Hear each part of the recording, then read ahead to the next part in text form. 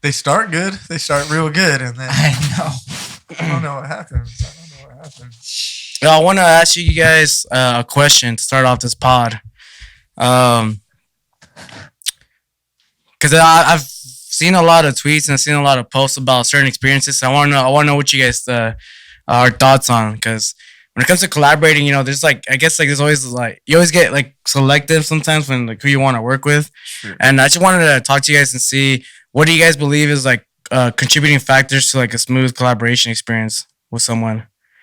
I know we were talking about last pod, Robert. We were talking about me and homeboy. I think Choli. We were talking about turnaround time. Yeah. That's one thing that we said that was a good factor that indicates collaboration's kind of going smooth. Is there anything that you guys want to throw in there that good factors that contribute to a good smooth? I think communication. Let's say before you want to change a drop that someone sent over to you, maybe communicating hey, I heard what you try to do, I want to do something That's the first thing I thought of is if me and this guy communicate well or me and this person communicate well, then I feel like that's a good indication that we'll probably collab well together because we're able to really talk back and forth and not care about not necessarily hurting feelings, but actually say what's on our minds type shit. So I feel like that's what going into any type of production or any type of work with someone, you gotta just be able to speak throw out your ideas, not be scared to throw your ideas out. And some people just make it really comfortable for you to do that shit, Sure. So I feel like if you're on that type of level with them, I feel like that's something good to have for sure. Yeah. What about you, Hypedelic?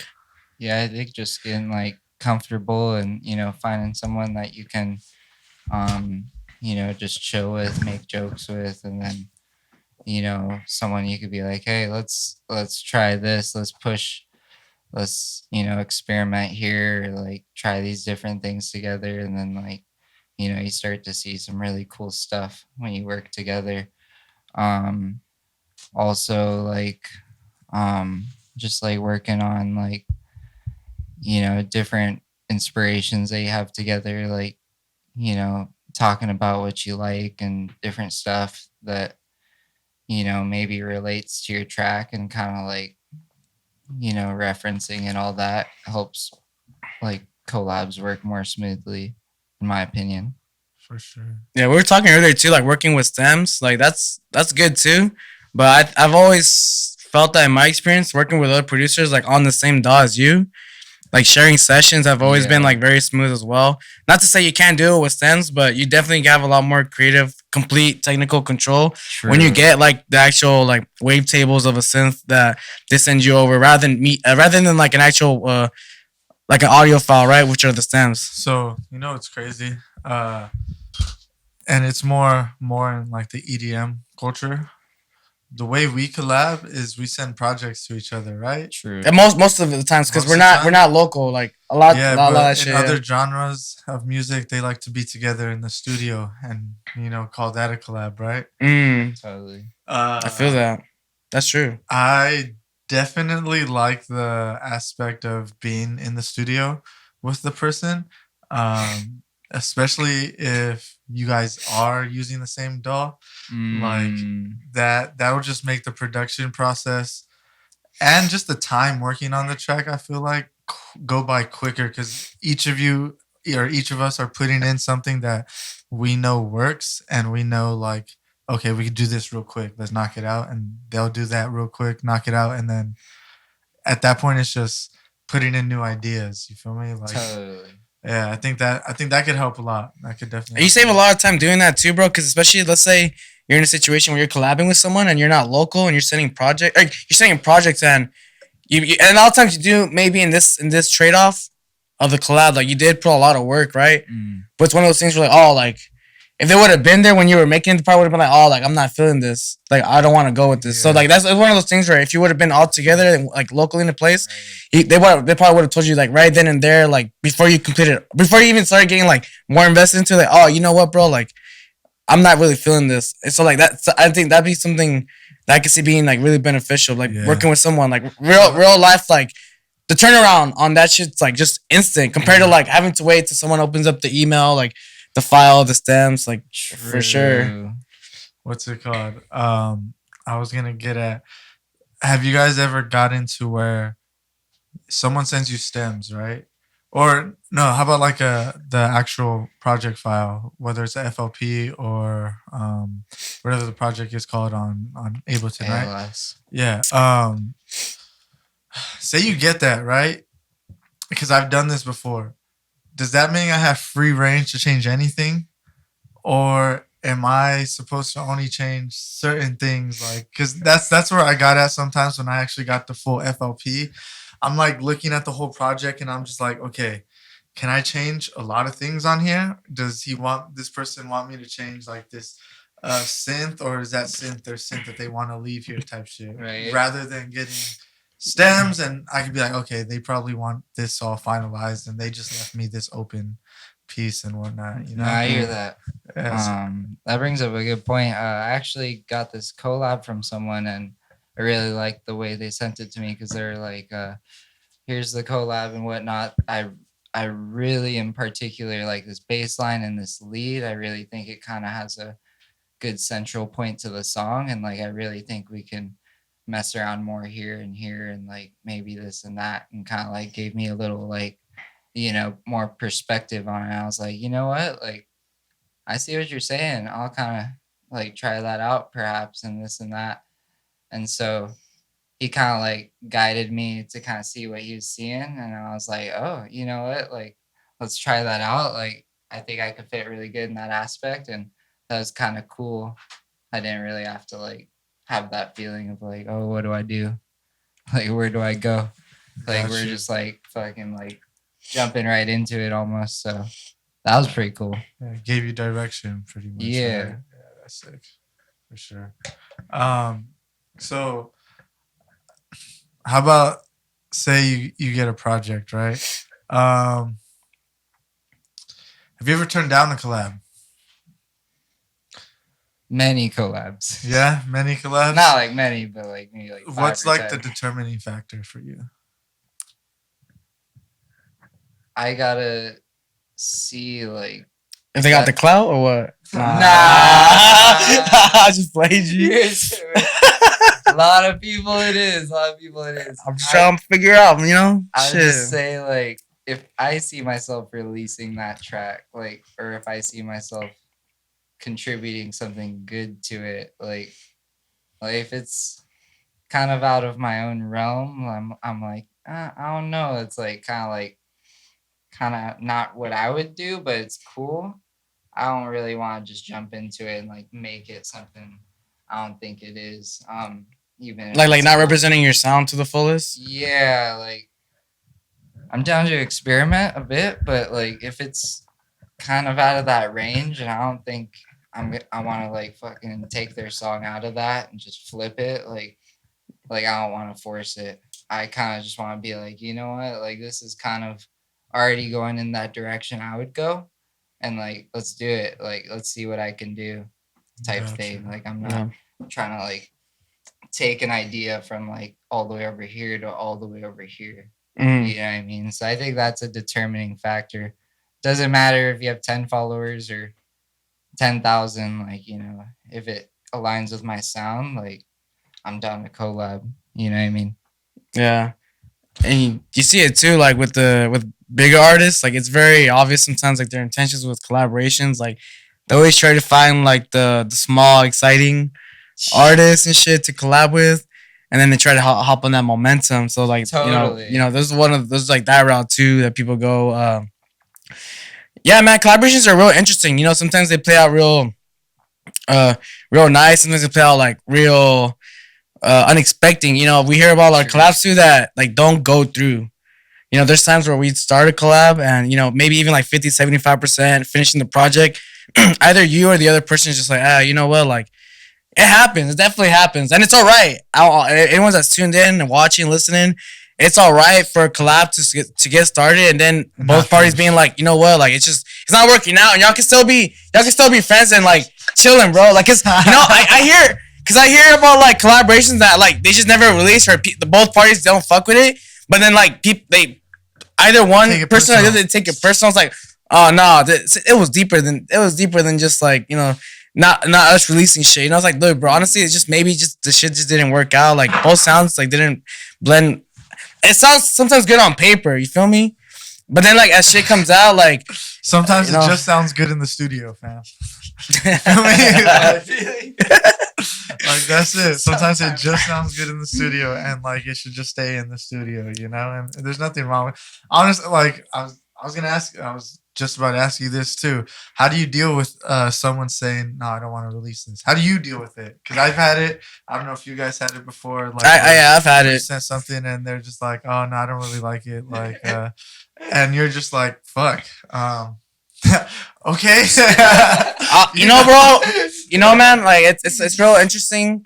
At least in my case, because most of the times when I've had collabs not go through, it's because the artists in that stage, like the transition in the career, like they're like either got picked up like with bigger management, bigger booking agencies, or they might get new management, and like a lot of times like they get now like involved in like those decisions of like who the artist should be collabing with now. So there's been a lot of times where I've had collaborations with artists.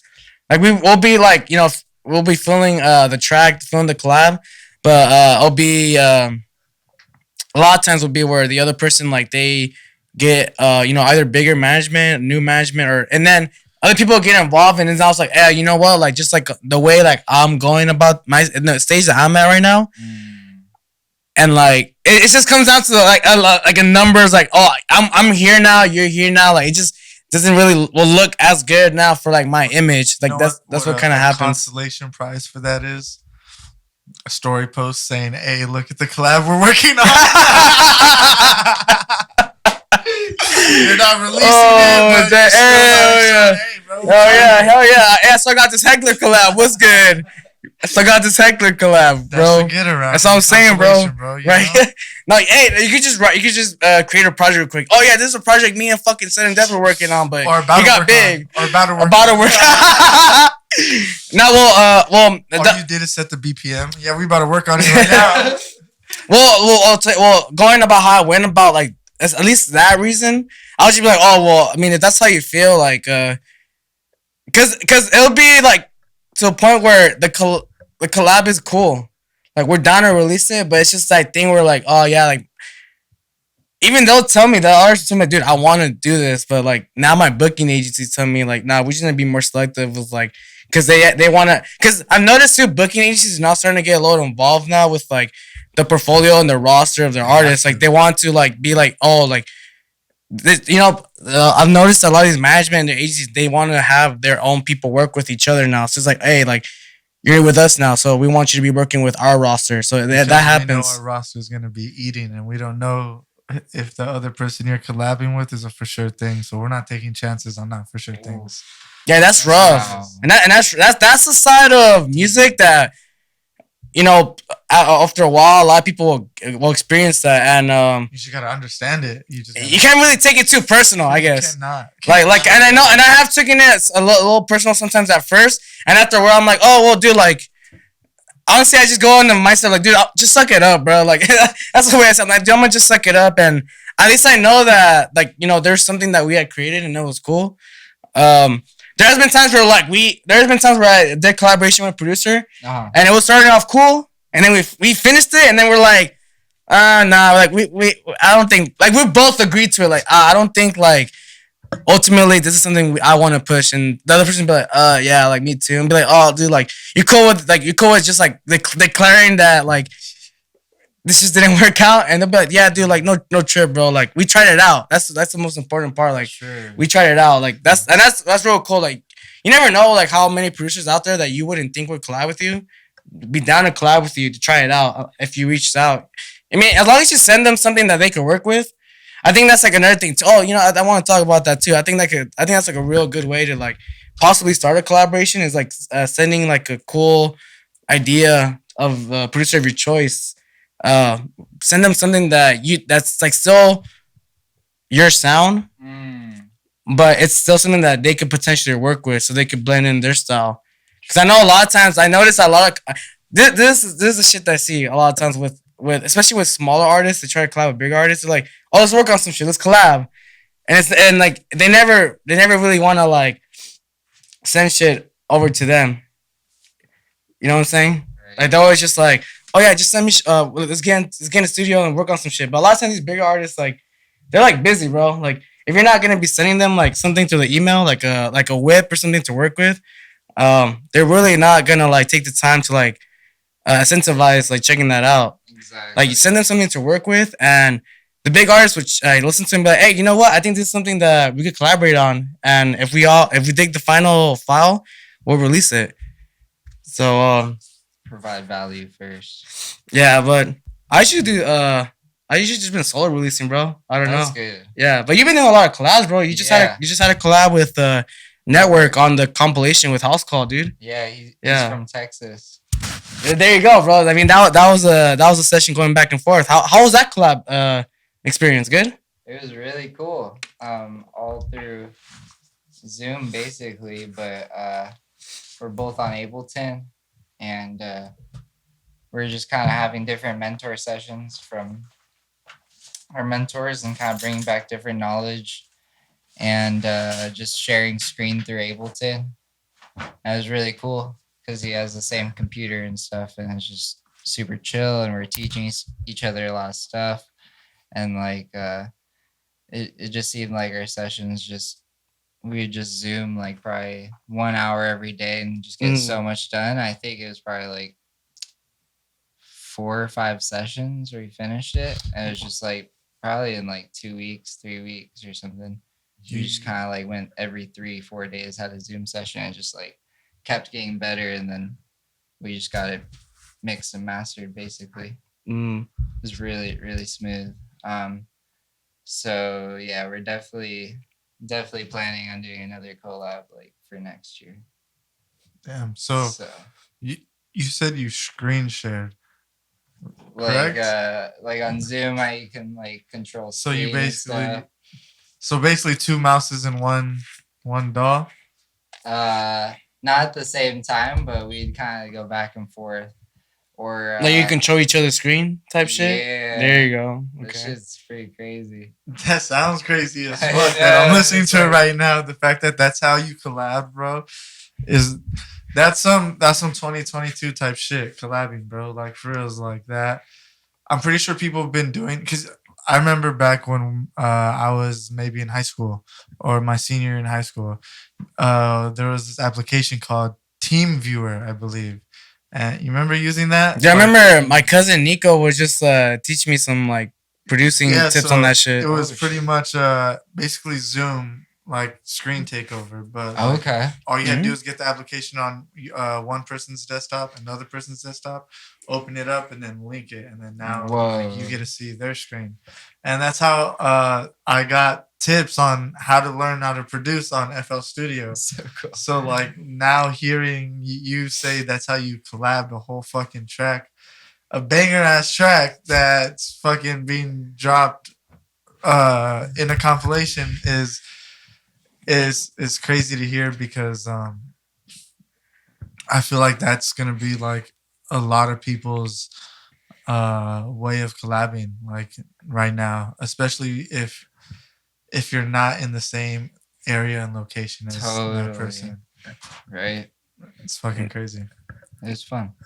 No, yeah, TeamViewer, that's been around for a while, and then Zoom they picked up that technology of being able to share screens. You've been getting a lot of support with House Call, bro. Dr. Fresh. How did that come about? Like, is that like you like just submitting like music to live streams, like getting noticed, or like was House Call looking for some like tracks for the compilation, or do you be submitting like frequently to them, and you just landed that release on the compilation with Network? It's called Underground as well. Go ahead and check that out. Yep. So basically, I've just been like submitting for the past like year and 6 months, maybe 2 years. But like I've just seen the trend of like the artists that are submitting on there, like getting on compilations and getting support, and I really love Dr. Fresh and what he's doing. So ever since I found out he was having the Twitch stuff, I was sending my best stuff, getting feedback, and like the first 3 months, he's like, "Oh, you could work on this. You could work on this." I'm like, "Okay, cool." Like I got something to work on, and he liked my ideas. And then I started getting in like 6 months in that he wasn't really giving me feedback. He was just saying he liked the stuff. And like, I was like, damn, like I'm seeing improvement and like really connecting with the community. And like, it was really helping me and like motivating me to like see all these other people grow. And so it was a goal of mine to like just keep improving and like to get a track maybe on his label one day. And so me and Network made that track and they supported it. And I think a very essential part about like getting to that next level is like if you see that interest, like not just kind of leaving it there, but kind of like being saying, "Hey, you guys like this? I think it would be a really good fit, and I really want to put this out with you guys." Like and saying, I think this is the one, or this is one of the top ones I want to send you seriously. Like after submitting for a while, and Mhm. kind of being like, "Hey, like you guys did this, like I really do want to commit with this if you guys are interested." I think that like showed one of the A&Rs there, Orlando, like, hey, like let's think about this with everything we got, because we're like, let's just like save this as an exclusive for you guys, and we told them that. So I think if you do have a relationship and such, like, or whatever, you're starting one, just be like, hey, like this track, I just want to save it for you guys, like just reminding you. And I just reminded them, and I think that was played a part in them being like, hey, we want to consider this track. And they considered it for about like 4 or 5 months, and we're just waiting, and like we're like, are they gonna say yes or no? And we're just like, let's fucking wait and see. And they said yes after like 4 months. We're like, what the fuck? Okay. After 4 months? It was like 4 months. Damn. And it was worth it. That shit, dude. The patience paid off.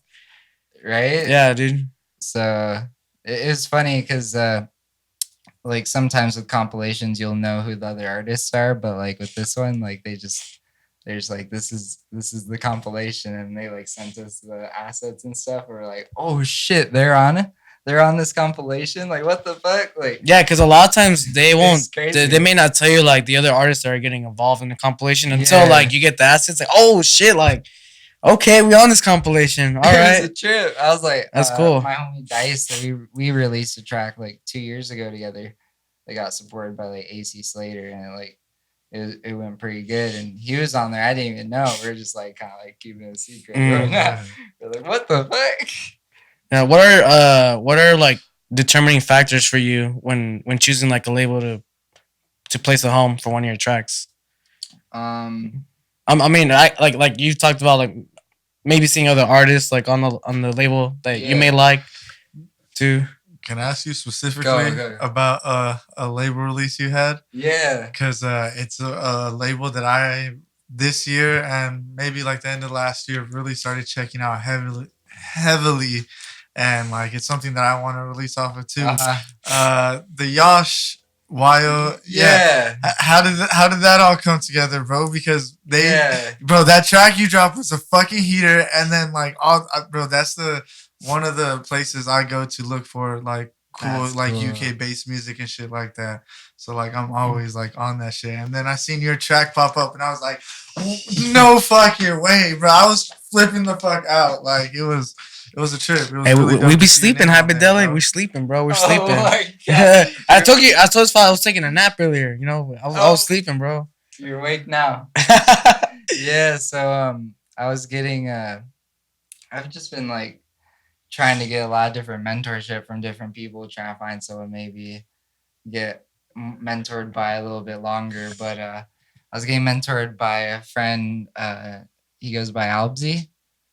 That's his DJ name. Okay.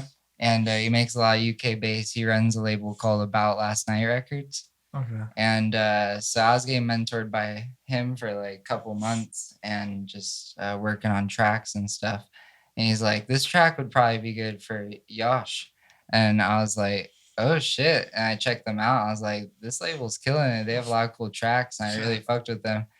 And he like linked me with them like straight up, like in like Instagram DMs, and was like, yo, my student has some tracks if you want to check out. And I'm like, yo, what's up? Like, you try to link, and then they're like, we like this. That's lit. It kind of went from there, and then like every Hmm. couple months they'll just check up and see if I want to drop something, and might drop something with them this year. Hey, You never fucking know. lit.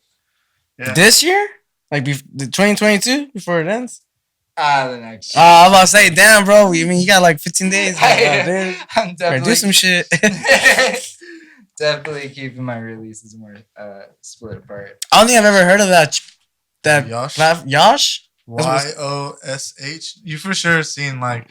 I'm pretty sure you've downloaded music off the shit. You I'll just probably probably- don't know. Yeah, that doesn't sound familiar. I mean, if you show me some tracks, I'd be like, oh, okay, maybe. Yeah, no, for sure, Yeah. for sure. Yeah, damn. So what I'm getting at with like, especially when like wanting to choose, like the label that you want for like upcoming releases, it's catalog, right? Like that's what one of the things, right? We're looking at labels like the catalog, the quality. Yeah, like the shit that you're putting out on your label. That's who I want to see my music with. And For sure. I think like, cause think about it this way: every platform or like label you look at, you're looking at it because you kind of like their music, Right. It's probably in the same realm of what you kind of do, right? Because that's what we all do. We all make music based off of the shit we like. So like, when we like a label, I'm thinking I like this label because it's some shit I would probably release off of type shit, So like, I think that's how I would look at releasing off. I mean, that's how I do look at releasing off platforms. Like,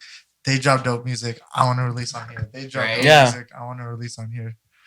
Yeah, I think that's like my first go-to. Like when looking at another label where I want to release. I mean, not to say that I have lately. Like I've honestly just been like self-releasing, but when I thought about releasing on a label I want to submit, I think the first thing that I think of, okay, let me look the catalog, and then after that, I think it's like, well, I mean, I guess it goes back to catalog, like right, the artists that have released. Yeah, and then also too, what plays a big part is like if the person that's in charge of the label, if they're like another aspiring artist, like for example Dr. Fresh, with a house call, because a lot of people are inspired by those artists, so you can see that wave of producers that are fans of that artist, like wanting to submit like demos to that label too.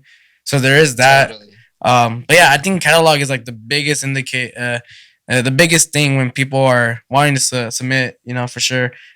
But also too, like I think if a label hasn't been active in a while, that will kind of like turn me off, I guess, because there's been times where like this label has some sick catalog. They've had like dope artist involvements and shit. Yeah. But like there's just not like, it's just they don't seem to be like the hungriness to like promote music is not there no more. There's labels that are like they got that shit, but now it just seems like they don't want to put a lot of effort no more into like they just want the algorithm to like kind of just like take care of the shit, and that's where it kind of draws the line for me sometimes. I guess it would just depend which label, Nah, I feel that. Because think about like maybe that is true. Maybe some labels been like quiet for a little bit, right? But then they chose my track to like come back.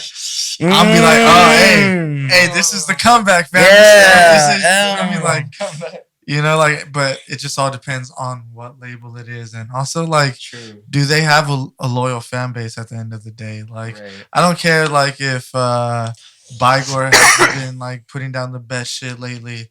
If they drop something, I'm gonna check that shit out. Like, they have their loyal fan, and a lot of labels have that to the point where they don't need to necessarily release all the time, So like, it just depends on what label, and then also like, what track am I putting out? Like, like, do I really truly care this much where I'm just like, yes, no, it needs to be on the right perfect thing, or is it something where I'm like, yeah, I'm happy with it, like I'm down to let it go somewhere, I feel like there's a lot of factors into like releasing or whether you're gonna release on a label or not, right? Have you ever got hit up by a label after a release, like after a self-release before?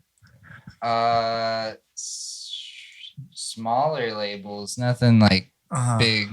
Yeah. How'd you initially? You were just like, yeah, I'm down.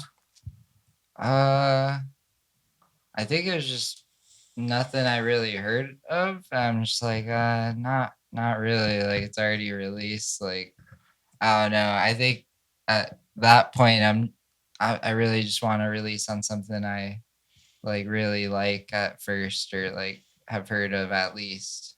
Got you. If someone just hits me up, like I really have to see the value in putting my track on there, you know? Like making sure like they'll take care of it, like they'll make the same marketing distribution efforts that you would, type Yeah, shit. exactly. Like, um, so when I see like a random name or just some random label wanting to grab my track, like it's most often a no.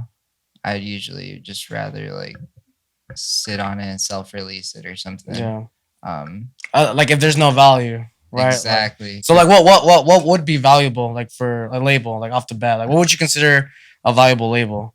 Like they Um, got a good like a big fan base, loyal fan base, loyal fan base. I think for me, what really starts it off is like having at least a basic like family type fan base where you could look at them and be like, okay, like there's something that's cool going on here. It's not just like, oh, they're posting and they're running up plays and trying to get streams. Like it seems like some labels they just have the music and there's like no connection or family. But like I think Mm, if there's like even, you know, just a couple hundred followers or just something to work with and there's like they show something that's real and like something you could be a part of and like sense of community. yeah, and it seems like really genuine. I think that for me is a good start. Like I've definitely seen some people offering to release my track, but it's just like seemed like a money numbers game only. And it's like, okay,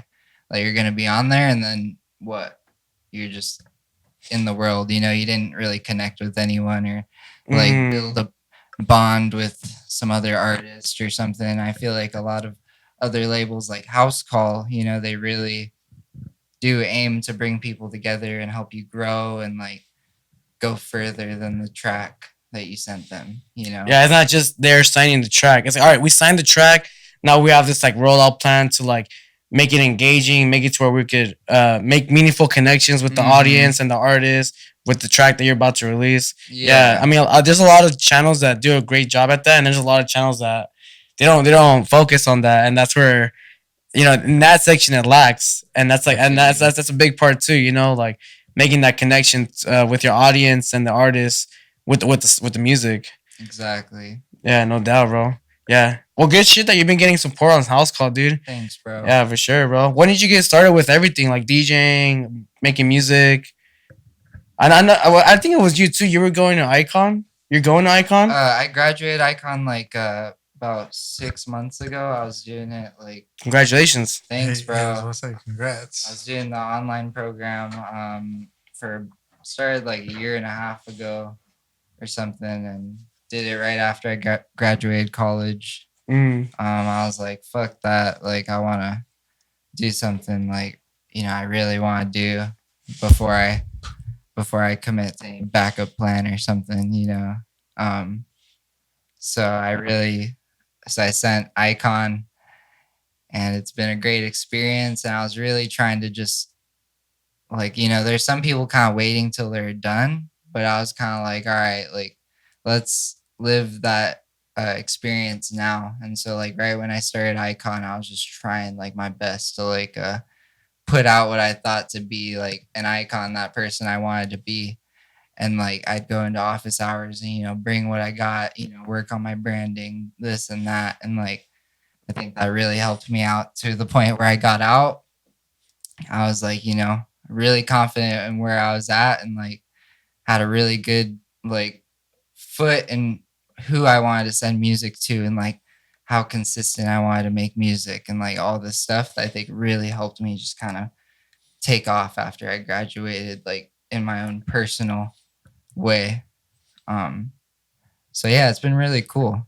And were you producing before you got into Icon I and I DJing already? was, but I think the thing that I lacked the most was getting like mentorship and feedback and stuff. Like I could see like in that experience, like or even just being out of not in that school, just getting mentorship in general, like can really take you from like, you know, 1 to like 8, like pretty quick.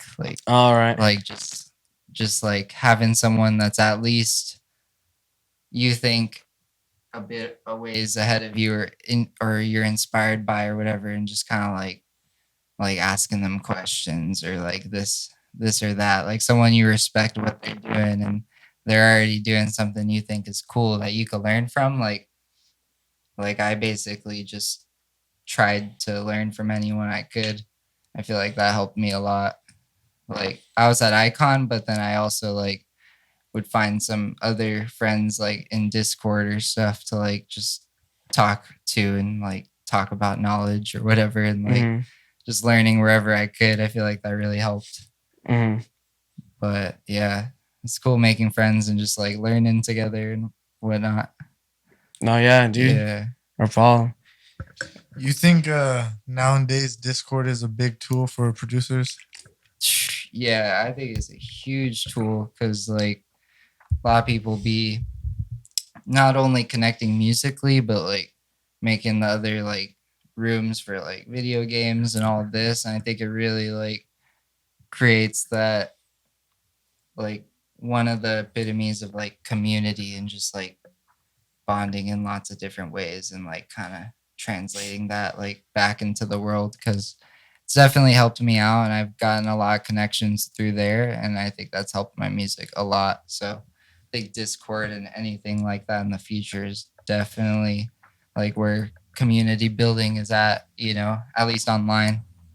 So I really respect it.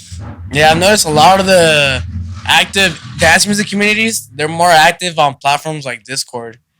Right. Like you see everyone just talking. Like there's a lot of servers that I go in.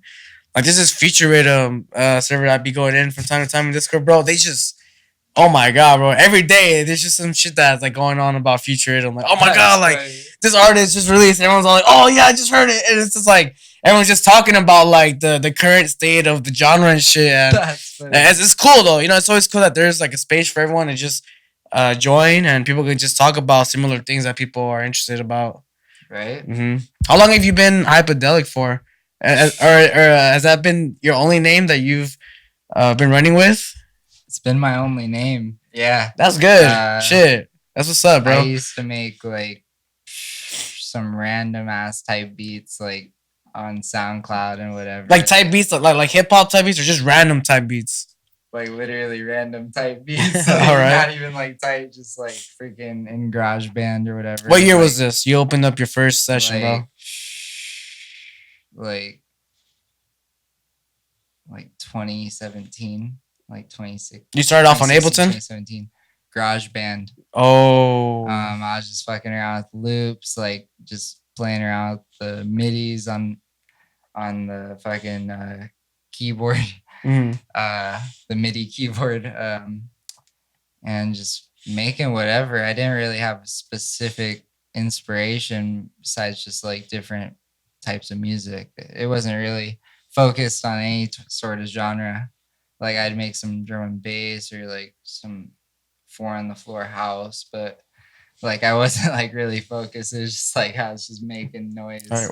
You were just getting the kick of like the sounds and shit, and you were just trying to see what comes out of that moment, right? Exactly. So I was doing that for like about a year or two, and then I think going into that second year, like I started really going to like festivals and all that, getting inspired by like Liquid Stranger, Excision, like AC Slater, like Fisher, whatever I saw, like at the festivals I went to, Res.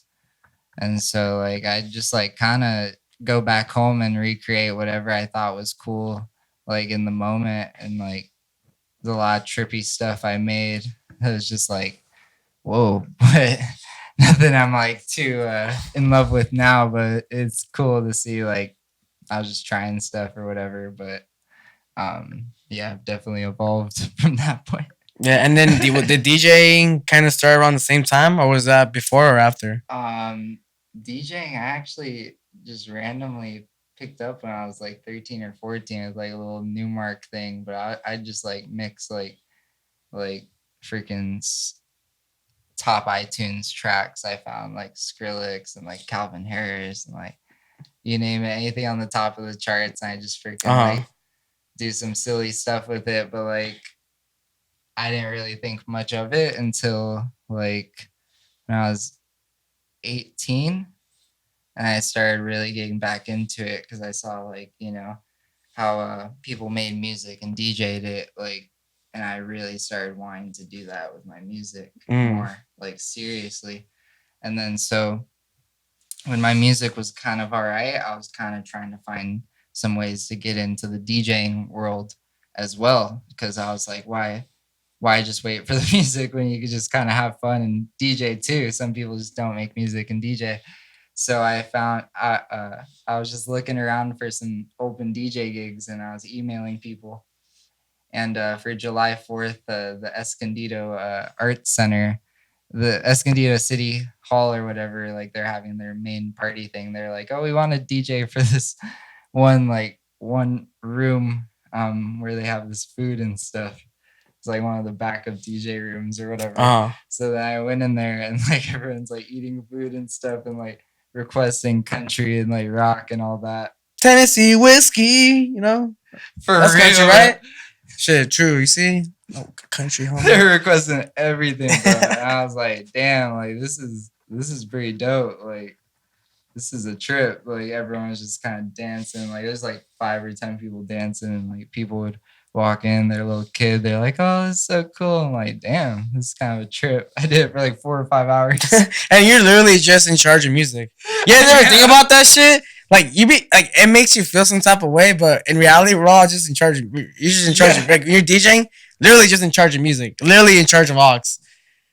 It's look, DJing it can be easy, but sometimes it could be a little like frustrating because there are those like sections when you're DJing. Like I've had this happen to me a lot where I kind of stress over like what I feel should be the most perfect song to play at the time. Because there are those times where I'm like, oh, dude, like, there's so many songs that just come into my head. I just can't really. It's like when you go to the grocery store and like you're trying to get some chips.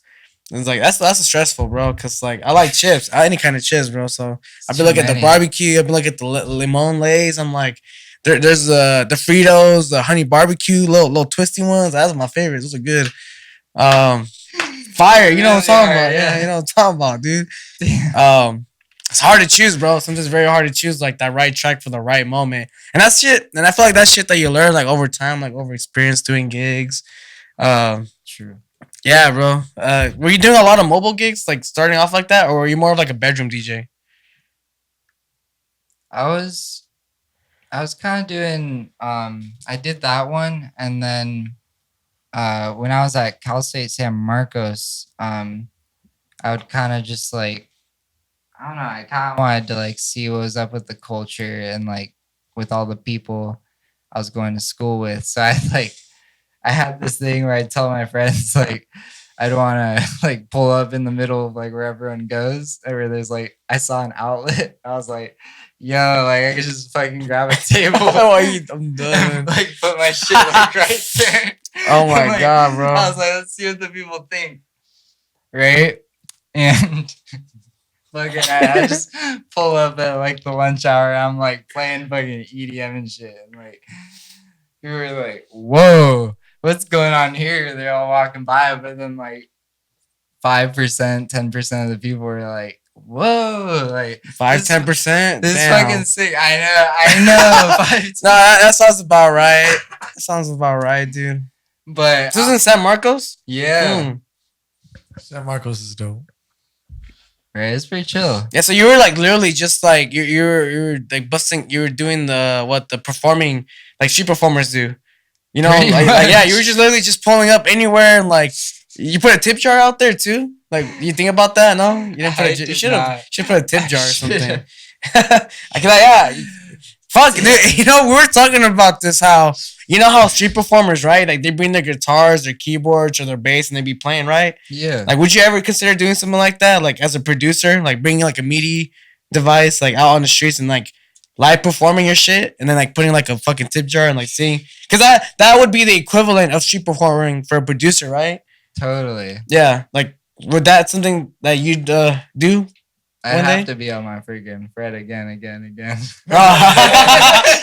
Oh, okay. Yeah. No. Well, I mean, if you want to get tips, for sure. No, I mean, you could go out there and do the shit already, but I can't feel promise if you're I'm gonna get to performing, it. I'm gonna be fucking like on some crazy shit. Yeah. But yeah, I feel like I'd like to get better at that type of Yeah, stuff. so you were doing that out in San Marcos, just pulling up to certain Basically, spots just and like DJing tracks, kind of like just DJing what I thought to be like a top DJ set in a sense. Okay. And also messing around, chopping stuff up a bit. Like I was playing with like dubstep, like house, drum and bass, like really like just like a hybrid type experience. And it was interesting to see who would stop by and say what's up, and like people that would want to connect with me and like support me on my DJing journey, because I did have my Instagram and stuff set up at that point, and I was like actively like pushing the name and like trying to meet people that were down to link up or listen to my music one day, or maybe someone that would want to connect me somewhere that could help me out. So I was always like trying to think of like the bigger picture. And like there was one person who I met at Cal State that actually really, you guys might know, he actually pushed me like in a heavy direction. well, who you talking to, bro? Who you talking to? You know, ISO. I saw. Oh, all right. Damn, real talk. So I met him there. He saw me DJing and he's like, "Yo, like I play at Basement a lot. You should like hit them up. Like it's not that hard to get." So that's in how there." you met. That's how you met him. I met ISO there. He walked up to me while I was playing. You were performing, though. You were street performing. Yeah, like literally in front of like the middle of the lunch area. He Was just walked homeboy up. popping already, or was this kind of like, not even making noise at the time, huh? He had something going like But this was before the whole like Kim playing shows with brownies and lemonade and all this, right? before that. Before that word. Before that, Damn. he would tell me like I'm gonna blow up, like I'm gonna do Holy this. shit. Like, I was like, I believe you, dude. Keep it up, like like he was like really, really like you could tell like he knew he was gonna like get to where he was gonna go, and I was like, whoa, like I'm just gonna keep working on my music. But, like, I believe it too, but he's like, I feel like when some people are very, very confident about that shit, like, dude, I'm gonna blow up, like, trust. And I'm just like, okay, I trust you, bro. Like, especially a lot of times when I trust oh yeah, dude, I'm gonna blow up, versus, dude, I'm gonna fucking blow up. Trust, dude.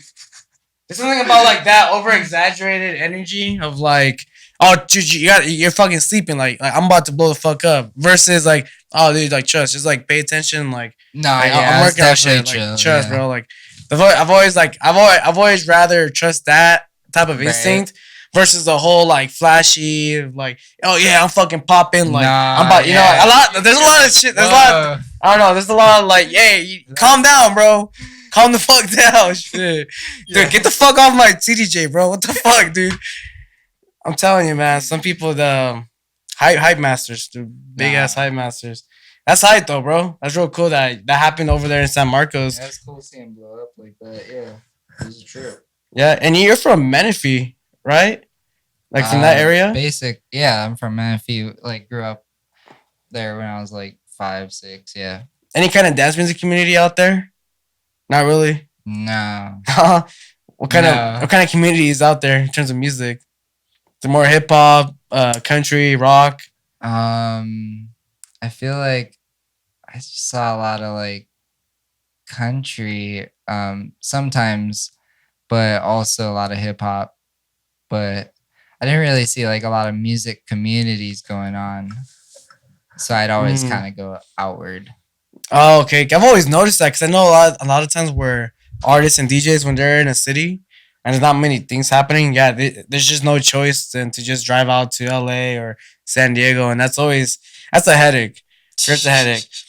I don't know why the collective that comes up in my mind when I think about like Menifee in that area, I think of Afterlife Music Collective. Oh, you heard of them? Yeah. Yeah, with Hunter and all them, Grass Attack, Choli. Yeah. Yeah, I know. Was that I don't know why was that in the Menifee area? I don't remember, bro. Like, cause I remember all those people used to be like in that area of Menifee. That's the only collective I remember that like would at least rep that side of SoCal. Like Menifee and all that. So that's why I ask you, because that's like the only reference of dance music I know, like in terms of like community in Menifee.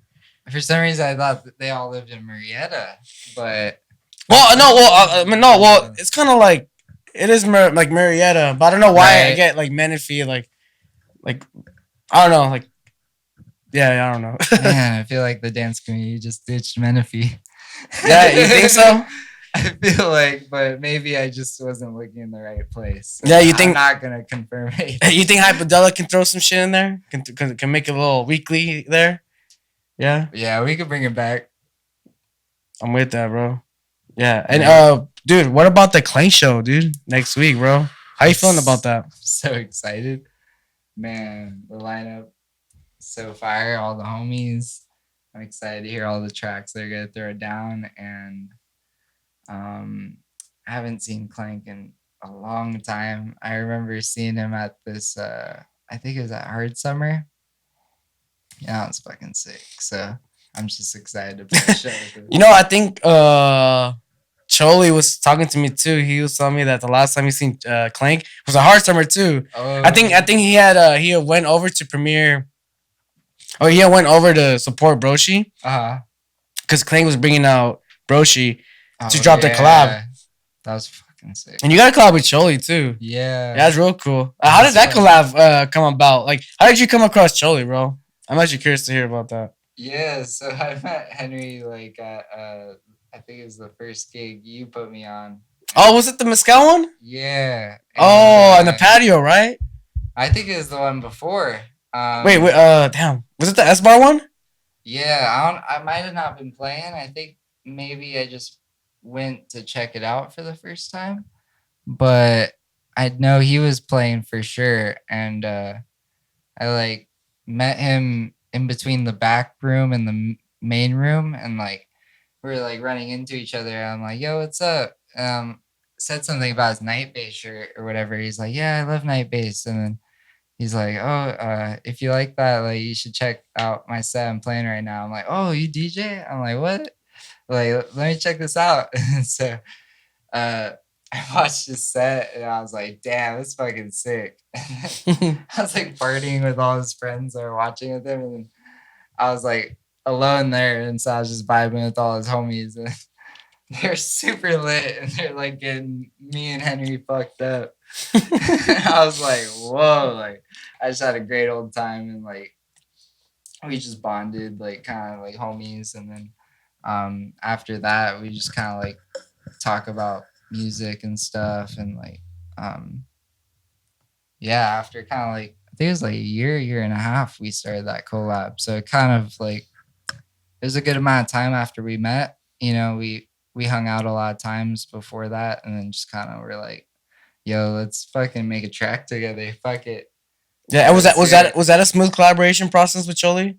Yeah, it was chill. Like Was that over the computer, kind of like turnaround, or were you guys like in the studio? yeah, we were in his studio in Marietta, and like I said, like he asked me, do you want to work on your computer on Ableton, or you want to do like FL? And I'm like, I'm not trying to like force you to learn Ableton right now. I'm like, I'm down to kind of get a little hybrid learning experience right now, and maybe at one point be comfortable to just like hop on someone else's FL and be like, yo, like let's just do this, no excuses. so so like so he kind of just set me up to where like he had all these instruments, and like we just kind of like go through design the serum tables together, and then like we just like test out like different patterns together. It's just he just kind of like made it easy for me to like lay down some beats. So it's super funny seeing his workflow, and like seeing how he uses FL, and kind of like throwing my own taste in there, and then like dragging some of my content into his content, like all my samples and like my wave tables, and we're like combining them in there, and like it is super funny, super fun, chill. And Yeah, make sure to stream the collab too. yeah, please. Yeah, and his house is super chill, and we just vibe out, and have a nice little bowl between every session, and it's just like a nice little intermission, and then we finish out the night. And yeah, we had a lot of cool sessions. It was fun finishing that one. Yeah, when it comes to writing music and being like in the producer session, do you like to be like level headed? Like, do you like to be on something like when you're working on shit? Do you like to be like sober, like kind of focused, and like in that sense, or like what's like your, I guess your pregame for like fucking production? Because I feel like for me, it's just like I'm just cool with like a beer and like my wax pen, and I'll be cool. Like, and even then, like once you get like motivated and like start writing, like yeah, all that shit just kind of like goes away. And you just like hella involved. So I feel like that's like like those things are kind of like to get you going. And then now when you're like, in the vibe, like, yeah, is there anything like that for you? Like you have to be like high to be working on shit. You have to be chill, or there's certain things like in the environment that has to be around for you to like be comfortable to be writing. I would definitely say it helps if I'm high or whatever, but it definitely depends on like the process of the song. Like, I think if like, I'm about to mix it or master it or whatever, I don't really care to be high. But like, if I'm trying to think of something that's like new and fresh, and like, I really just want to be like loose and like just really in kind of like an experimental state, because I don't want to just like force something that's like bland or like something I don't really feel. So like if I can, I'll get myself in a decently, high state. Nothing that's pushing it or like partying too hard, but just something to where I could be like, all right, like let's make something new, fresh, something that like I really feel I could take to the next level and something I resonate with. So yeah, it definitely helps, but I think mostly at the beginning, the creative process for me. Would you ever ghost produce, or do you ghost produce actually? Huh? No. No, never considered ghost producing. You producing for someone. Have you ever thought about ghost production? Actually, like someone actually making music for you. You ever thought about that? No. I would never want someone to make music for me. I'd rather just not release music. I would ghost produce for someone though. Okay. If I felt like I had the time and whatnot. Right. But like, do you feel like a lot of this time, like you just rather put that like art in your own brand? Totally. But I have seen some people that I know are ghost producing for someone, and like, I can see maybe how it's helping them, and like, maybe providing funds for their own project. I see. So like, maybe if the opportunity beckons for something that's not in my genre, like for sure, like it'd definitely be something that's far away from what I do. Like maybe, if it's a cool person, probably. I'm not just trying to like blow some douchebag. You ain't trying to give an asshole a hint. You feel me? Hey, dog, you know what? I'm not going to write for you no more. I got a hit, and you're an asshole, dude. I didn't even think about that, bro. Like, shit. Like, no, bro, you're an asshole. Fuck you. You're not going to get this hit. Right? Here's a hypedelic sound. For real, though. I didn't even think about that. What about you, Robert? Would you ever ghost produce for someone? Yeah, I'd ghost produce for someone for sure. Yeah. The bag is right, bro. I'm down as fuck. What you mean? Yeah, I don't give a fuck who you are. Bro. Well, what's the right bag these days? What's the right bag these days for like a ghost producer? Actually, I don't even know what's like the right answer for that. Like, what's a fair right bag for like ghost production these days? I'm trying to figure out what I'd be okay with, like money wise. Okay, so I'd be down to ghost produce for someone if like I knew who this person was and we're in an agreement that I get whatever, like I get some type of money based off of whatever you get. It's not just a flat fee.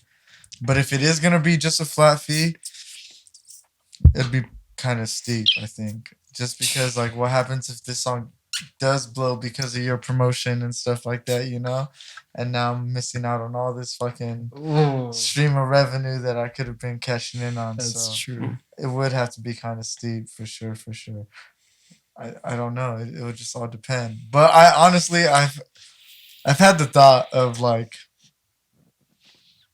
and this is all like just a thought. I don't. There's no real like effort into probably doing this whatsoever. But uh, like, what if I don't want to be the front person for this? You know, what if I don't want to be the person in front anymore? The person who does all the promotion.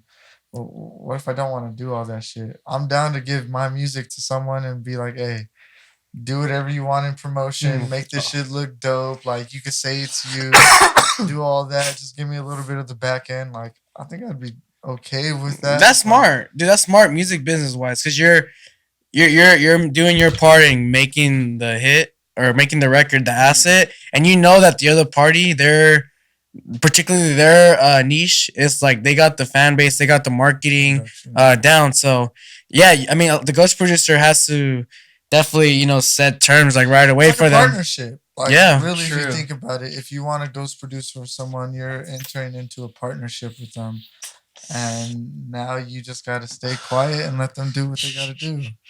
You know, I don't want to throw no names out here. And, but let me ask you. All right. All right. You're right. It's so easy to tell who we're talking about, but I mean, It could be a lot of people actually. I guess you're right. Yeah. No, for sure. Yeah, ghost production has been in the talks a lot these days. So okay, let me ask you this: do you guys remember the name Josh or know the name Josh Penn? Yeah. Josh Penn. Penn, huh? Yeah, SoundCloud. It's It's a like collective trap, though. huh? Josh Pan or Josh Penn? Penn. Pan. Yeah. Pan. Yeah, Yeah, Pan. Yeah, Pan. Yeah. Yeah, Josh Pan. Yeah. Yeah. They're actually a collective of like a few, like 14 people or some bullshit like that. Shut the. I didn't know that, right? Whoa. Right. But there's a front dude, huh? I don't know. I guess and this is all from me hearing it from someone else. They're saying that I guess they just choose who goes and be the front person at the time, type shit. But it's a collective thing. I'm trying to think why someone would go that route necessarily, or why people would choose to do that route. Is it solely for the music aspect at that point? Like, is that the best way to just be like, look, I'm just about the music? Because I think if because you could try to get the aspect of like, no, I'm trying to be the forefront. I'm trying to be out here too, like playing live performances. So there's definitely a certain like type of there's certain like the type of like desire of is it could be just about the music, but I don't know. That's a hard question because like even if it's a hard question because you could say like not being for the forefront of something and you're just working on music. Someone could just be, oh yeah, he's just for the music, but I don't think you could take that away from someone that's doing that and still like taking those opportunities to be the forefront. Like I don't think like. But then it's harder though. About the music, or but that's the thing about the music at that point. You want the look, you want to have the art, the everything else look good. So now you're just not into music; you're into other art, shit now, photography, and all this other shit. Rather than someone that's just like, no, I only care about the music. I only make music, and then I send it off. And that's how. I feel like you can see that in some people sometimes, where like they look at people that are like big DJs and stuff, and they're like, but they're not really for the music. And I'm just like, what is really for the music for anyone? Type shit. Like, it's tough to know, right? I guess you can't answer that for some. Like, you can't answer that question for someone. There you go. Like, I think that's just someone that only that person be like, oh, dude, I'm just like in the music for these kind of reasons, and like I'm just doing it for this, and that's about it. Like, it reminds me. It kind of reminds me of a lot of people too, dude. Ends up in that route. But I mean, it's not a bad route, and also like, hey, fam, like you're making money off of music. Like, wasn't that the initial goals at some point? Like, to make a living off of my music. Totally. I mean, if I could make a living, and it was off of music, hell yeah. Yeah. I'd rather that than a living off of fast foods, bro. Exactly. Like, it'd be cool knowing that I'm working on music and like your fan base and the people tuning in for your music, like it's allowing that kind of income for an artist, bro. That's very important, I like how you said artists. Let me ask you guys this question, because I do another podcast called Don Talks, which is just me talking to myself pretty much. Yeah.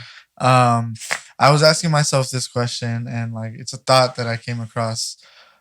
Do you guys consider yourself producers or artists? I would say I hate that. I want to artist. say both. So I had to really think about that. Like really think about that. Am I just a producer or am I an artist? I feel like for me, So there is a jurisdiction line between that, right? I think so. But it's just that it's hard because look, they both 'cause kind of let's- intertwine. Let's break this down to a simple form. A producer makes beats. Artist makes music, makes a full track. You know, like an artist. Mm-hmm. That's what you get labeled with. You make the full production of the track type shit, right? I think That's what we do as our type of producers, as EDM producers. We make the whole complete finished track. We're not making just a beat, you know? yeah, you're making Right. yeah We have for sure. vocals. We do all that. So that's how I would say we're Artists I more would than say, at least producers. for me, yeah, 'cause Yeah. I'm an artist because I'm not just making the beat. I'm mixing this shit as well. I'm mastering this shit. right. I'm recording in vocals if I need to record in vocals. Like, you know, like that's how I could get around me saying I'm a artist. And I think because I think about like deals that producers get that are producers. Like if you're just a beat maker, Beat maker, okay. and you get a deal with the label or something like with the label, most likely they're usually bad. I hear they're usually like really bad. Like producers specifically get like a smaller, like not that many points on that shit. Do you guys know who Hitmaker is? Hitmaker sounds familiar. Yeah, I think is that I is that heard of hip hop? Yeah, Okay. hip hop. Yeah, like hip hop. Fuck, I'm pretty sure it's Hitmaker. He's from Fontana. Okay. I'm pretty sure he's the one that did Nas's last couple albums. Wow. I might be getting confused with some, but anyways, right? I listen to a lot of podcasts and whatnot.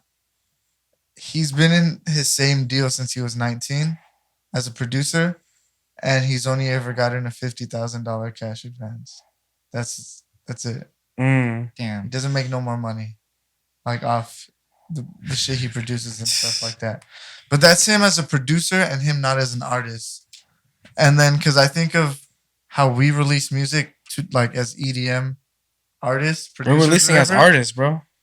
and we only release one track. Like we get True. one track deals. If you really break it down, that's what we're doing. We're getting one track Exactly. deals. You not in any other genre, you don't normally get that shit. Right. They usually get you for like a project, 2 projects, whatever the case may be. So it's like sometimes I gotta think like I'm an artist, and now I gotta look at myself as okay, I need to get the most out of what I'm making. So like I'm not just now getting a producer check. I need to somehow get the capital, get money from me mixing this too. I need to get Yeah. money from me mastering this too. It's not just I produced this. It's I made this. I made this type shit. You I, know? I made this, and Exactly. my involvement was the production, the mixing, the mastering, all that Vocals. shit. I'll Even tell you if what. you're just putting vocals on it. I'll tell you Just what. the I vocals.